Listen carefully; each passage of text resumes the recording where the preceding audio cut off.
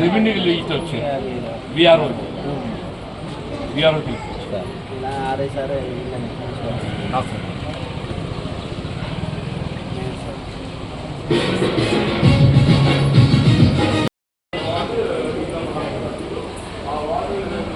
Hello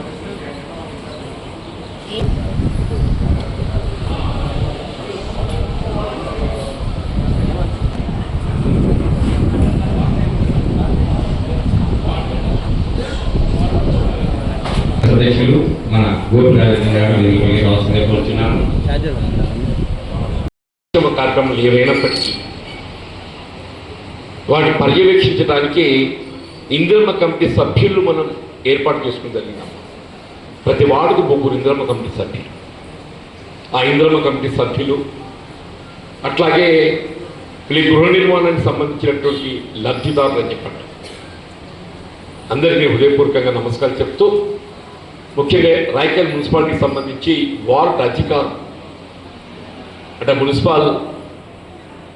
పట్టణ municipal పరంగా ఏదైతుందో చేపట్టబడేటువంటి ఒక పౌర సేవ,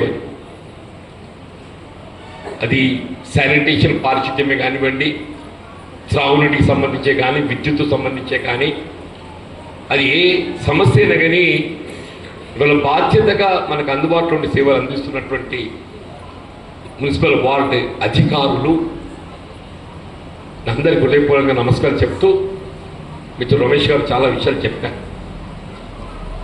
ఇలా వాస్తవంగా ఏదైతుందో తెలంగాణ రాష్ట్రం ఏర్పాటు ఇలా మనకి తెలంగాణను అభివృద్ధి పథంలో తీసుకెళ్ళడానికి తోడ్పడుతుందని చెప్పి అందరం భావించినాం. నిరుపేద వర్గాలకు తోడుంటుంది, అండగా ఉంటుందని చెప్పి భావించాం.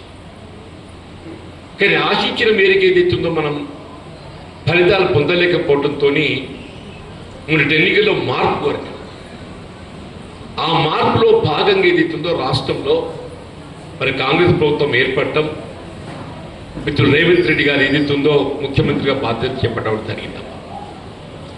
అసలు మన నియోజకవర్గం మనకు అదృష్టం కలిసి రాలేదు, మనం ఆశించిన ఫలితం పొందలేకపోయినాం. మన జగిత్యాల నియోజకవర్గం మనం ఆశించిన ఫలితం పొందలేకున్నప్పటికీ రాష్ట్రంలో కాంగ్రెస్ ప్రభుత్వం ఏర్పాటు కాబడటం వీళ్ళ నిజంగా కూడా మన అదృష్టం అని చెప్పండి. వీళ్ళ ప్రభుత్వం అనేది ఏదైతుందో మొత్తం రాష్ట్రంలో ఏ కార్యక్రమం చేపట్టాలన్నా వీళ్ళ ప్రభుత్వం తీసుకున్న నిర్ణయం పైన ఆధారపడతారు. ఇక నీకెవరితో సంబంధం లేదు. ఏ వార్డుకు సంబంధించినటువంటి ఆ వార్డులో ఇండ్ల నిర్మాణానికి సంబంధించి ఆ వార్డు అధికారి బాధ్యుడిగా మీకు వచ్చేది ఇస్తున్నదో 600 ఫీట్ల కంటే అధికంగా లేకుండా, 400 ఫీట్ల కంటే తక్కువ కాకుండా ఇల్లు నిర్మాణం చేసుకునే విధంగా మీకు ముగ్గు వస్తున్నాము. బేస్మెంట్ అయిపోతే ₹1,00,000 ఇస్తున్నాము. గోడలు లేకపోతే ఇంకొక 1,00,000 ఇస్తారు.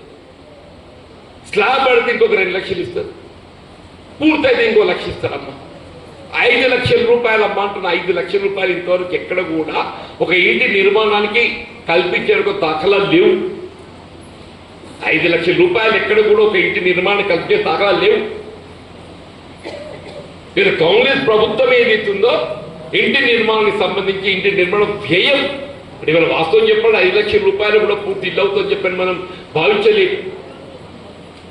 అయినప్పటికీ 5 లక్షల రూపాయలు తోడు అవసరం చెప్పని మనం మన శ్రమతోనైనా ఎట్లా చేసి ఇల్లు కట్టుకోవడం మన బాధ్యత అని చెప్పని ఇది కొంత మనకు అనిపిస్తుందామని చెప్పండి. దయచేసి అందరూ కూడా దీన్ని సద్వినియోగం చేసుకోవాలి. ఇవాళ కేవలం ఇంటి నిర్మాణమే కాకుండా ఇప్పుడే మిత్రుల పేరు రేషన్ కార్డు గతంలో 10 ఏళ్ళు అయినాయి.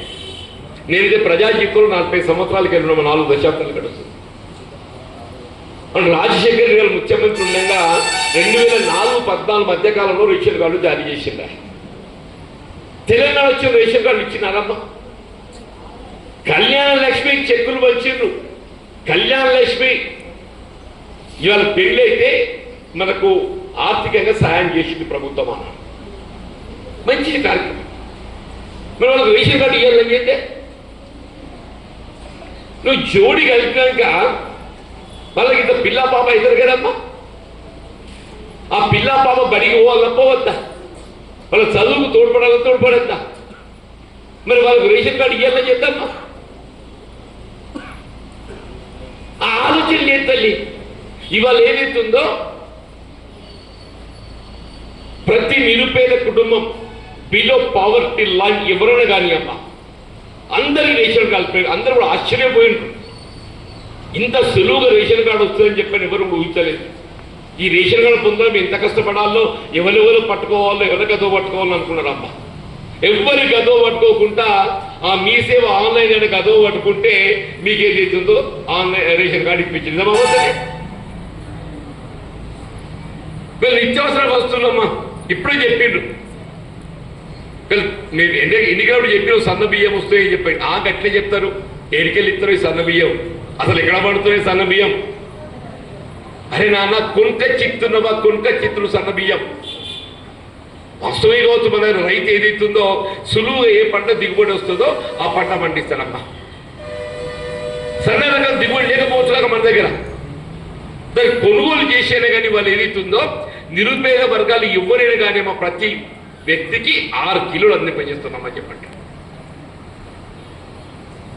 నేను మొత్తం మనం దాదాపు 85 లక్షల రేషన్ కార్డులు ఇప్పుడు కొత్తగా దానికి తోడేంటి 3.5 లక్షలమ్మా.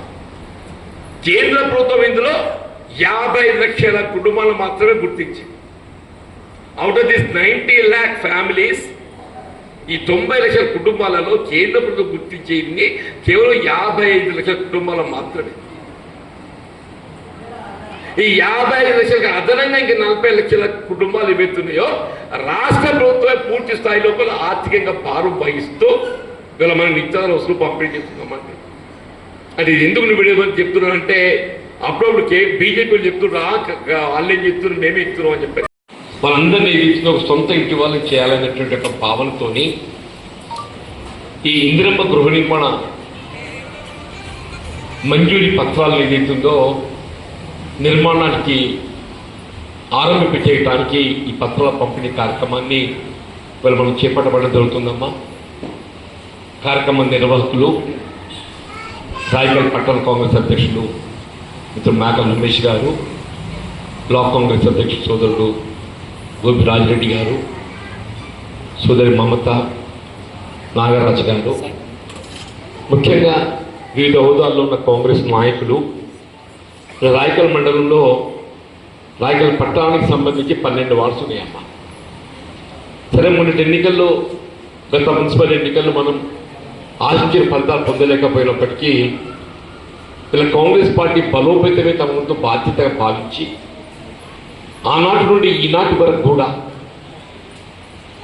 వీళ్ళు కృషి చేస్తున్నటువంటి మా వార్డ్ ఇన్ఛార్జెస్ ఎవరైతున్నారో మున్సిపల్ వార్డ్స్ 1 to 12 పోటీ చేసినటువంటి అభ్యర్థులే కానీ ఇలా వాళ్ళ కృషితోనే ఏదైతుందో వీళ్ళ రాయకల్ పట్టణంలో కాంగ్రెస్ పార్టీ బలంగా వేలు ఊనుకుందని చెప్పగలుగుతాం. 5 లక్షల రూపాయలు మంజూరు చేయాలని చెప్పిన ప్రభుత్వం సంకల్పించి ఈ ఇళ్ల మంజూరీ ప్రతిపాదన ఎవరు చేస్తున్నది కాదు, అసలు ఇళ్ల నిర్మాణ కార్యక్రమాన్ని ఆలోచించింది ఎవరు, ప్రతిపాదించింది ఎవరు కాదమ్మా. ఎవరు ప్రతిపాదించినా ఈ ఇళ్ల మంజూరీ కార్యక్రమం చేపట్టింది రాష్ట్రంలో కాంగ్రెస్ ప్రభుత్వం అని చెప్పక తప్పదని చెప్పట్లేదు. అలా ఇదేదో నేను ప్రతిపాదించిన కాబట్టి నా ఇల్లు కాదు, ఇది ఇంకెవరో ప్రతిపాదిస్తే ఆయన ఇల్లు కాదు తల్లి, ఆయన జేబులకి వెళ్ళాడు, నా జేబులకి వెళ్ళియా. అందరూ అనుకుంటారు కావచ్చు, ఇది ఎవరు ప్రతిపాదిస్తే వాళ్ళు ఇస్తారని చెప్పండి. నేను లేదు తల్లి, ఈ కార్యక్రమం రాష్ట్ర ప్రభుత్వం అమలు చేస్తున్నది. వీళ్ళ గతంలో ఏదైతున్నదో నేను అప్పుడు శాసనసభ్యుడిగా ఉన్నామా 2014 నుండి 19 వరకు. అప్పుడు ప్రభుత్వం ఏదైతుందో ఇట్లే గృహ నిర్మాణ కార్యక్రమాన్ని అమలు చేయాలని తలంచి మంజూరు చేసి నేను రాయకల్ కేంద్రంగా వచ్చిన ఒక 60 ఇళ్ళు 80 ఇళ్ళు నేను ప్రతిపాదించిన గుర్తున్నది. అది అడ్డే పోయింది. 10 ఏళ్ళు గడిచిందమ్మా, 10 సంవత్సరాలు గడిచింది. ఇక్కడ ఒక ఇల్లు కట్టిన చెప్పండి తల్లి. ఉమ్మడి రాష్ట్రంలో నిర్మాణం చేపట్టబడ్డప్పుడు గృహ నిర్మాణం తప్ప గత దశాబ్ద కాలం టిఆర్ఎస్ ప్రభుత్వ హయాంలో ఎక్కడ ఒక్క ఇల్లు కట్టిందమ్మా? ఇవాళ ఏదైతుందో కాంగ్రెస్ పార్టీ ఆనాడైనా ఈనాడైనా నిరుపేద వర్గాలకు అండగా ఉండే పార్టీ కాంగ్రెస్ పార్టీ అమ్మ అని చెప్పండి. మొన్న ఎన్నికల సమయంలో ఏదైతుందో నాకు ఆశ్చర్యం. ఒక దిక్కు ఎన్నికల షెడ్యూల్ ప్రకటించింది, నోటిఫికేషన్ వచ్చింది, ఎన్నికల ప్రక్రియ ఆరంభమైంది. ఇవాళ 3 లక్షల ఇల్లు మంజూరీ అని చెప్పని 3000 ఇళ్ళ మంజూరీ పత్రాలు వచ్చినాయి. అందరు ఆశ్చర్యపోయారు. రమేష్ అన్నాడు, ఇదేంటి సార్ వాళ్ళు ఇళ్ళ మంజూరీ ఇస్తున్నారు, ఇస్తేనే ఏం చేస్తారు, ఓటు వస్తుంది కాబట్టి ఏదో ఓటును ఆకర్షించడానికి ఒకటి కాగితం తెచ్చిస్తారు. నిజామాబాద్ ఇచ్చిన అయ్యలేదే 3000 ఇళ్ళ మంజూరీ పత్రాలు పంచిందమ్మ. ఏమైనా ఆ ఇండ్లు కట్టిండ్రా? కానీ కాంగ్రెస్ అట్లా కాదమ్మా. వీళ్ళు మీకు మంజూరీ ఇచ్చేందుకు ఈ ఇళ్ళ మంజూరీ ఏదైతుందో వీళ్ళు రేపు మన మున్సిపల్ ఎన్నికలు వస్తాయి, గ్రామ పంచాయతీ ఎన్నికలు వస్తాయి. కానీ మాకు సంబంధం లేదమ్మా. మీ మున్సిపల్ అధికారులు ఏదైతుందో వాళ్ళ బాధ్యత. ఎవరెవరికైతే మంజూరీ పత్రం వాళ్ళు ఇవ్వడం జరుగుతుందో వాళ్ళు ఇల్లు నిర్మాణం చేసుకోవడానికి కొరకు ఏదైతుందో మీకు మార్కౌట్ ఇవ్వటము అంటే ముగ్గు పోసుకోవటం. మీరు ఇల్లు ఎచ్చగా నిర్మాణం చేసుకుంటే దశల వారీగా కావాల్సిన నిధులు విడుదల చేయటం మున్సిపల్ అధికారుల బాధ్యత.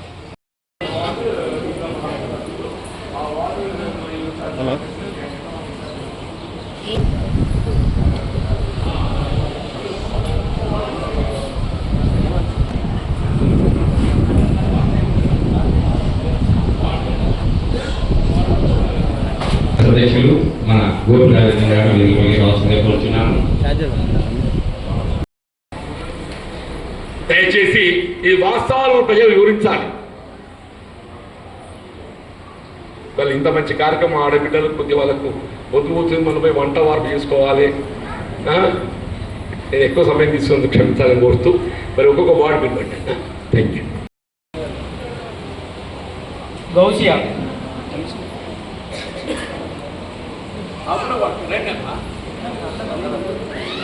లోగిరి లత సనా చింతకుంట సాయమ్మ భారతం దేవమ్మ జైనాపురం రజిత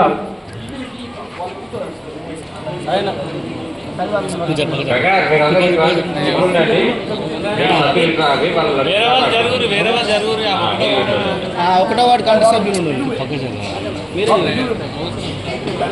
రమేష్ నా పట్టుకో మొత్తం గౌసియా అవన్నీ పట్టుకో చదువు వాళ్ళ కాలేజ్ అయిపోయింది. ఇంకోటి శేఖరన్న వాళ్ళకి ఇచ్చే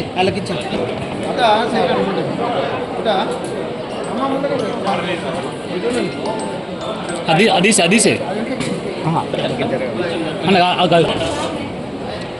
ఓకే వార్డు 2 ఆఫీసర్ గారు.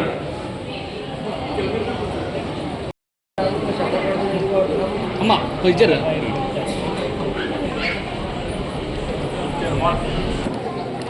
దానికి 4వ వార్డు అన్న కొంచెం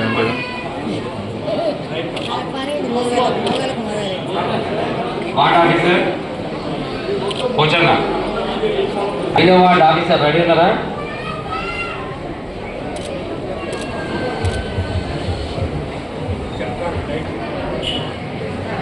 ఏయ్